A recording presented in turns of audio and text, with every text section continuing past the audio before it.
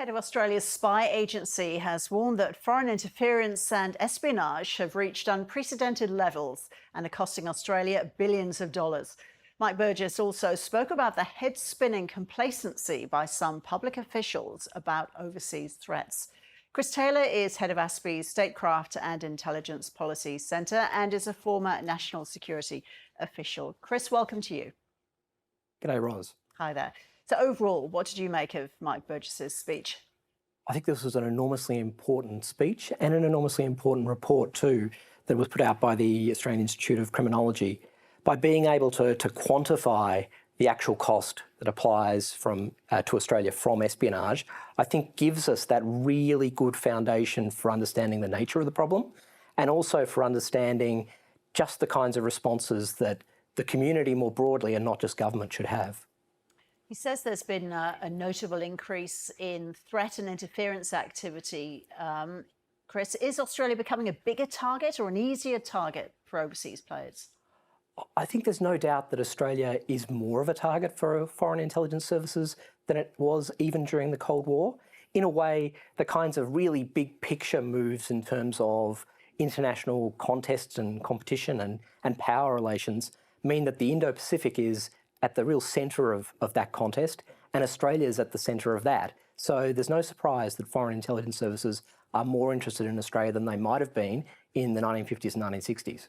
What about these comments from Mike Burgess about head-spinning complacency by some public officials? He gave examples to back up that assessment. There was a clear sense of frustration from him. Which examples stood out for you?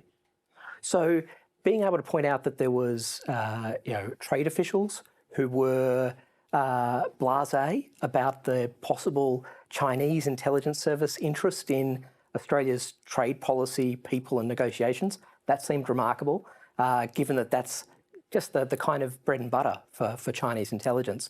But I think it was really important that he cast that net around complacency, not just in terms of bureaucrats or even just more broadly within government, but actually across the community as a whole. That is, that you get potentially the same kinds of attitudes in boardrooms and in university managements as well. ASPI chief also said a conservative estimate of $12.5 billion has been put on the cost of espionage and foreign interference. Is this something that businesses or officials take seriously enough, or are they underestimating the cost and damage being done by espionage? So I think the report is, it itself says that it is conservative. And this was a really difficult and really impressive task by the Australian Institute of Criminology in being able to adapt the kind of evaluation model that they have for costing the costs of serious and organised crime in Australia, something they've done for a long period of time, and applying it to the case of espionage. So they're quite plain.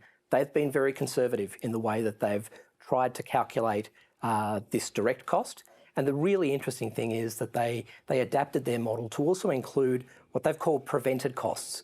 And whereas the actual costs were $12.5 billion in the year 23-24, the prevented costs are estimated in the tens of billions. And that's really frightening because the reverse of that is that's the kind of cost that might be imposed on Australia if the mitigations and protections that are in place fail. Chris Taylor, very good to get your thoughts. Thank you. Thank you.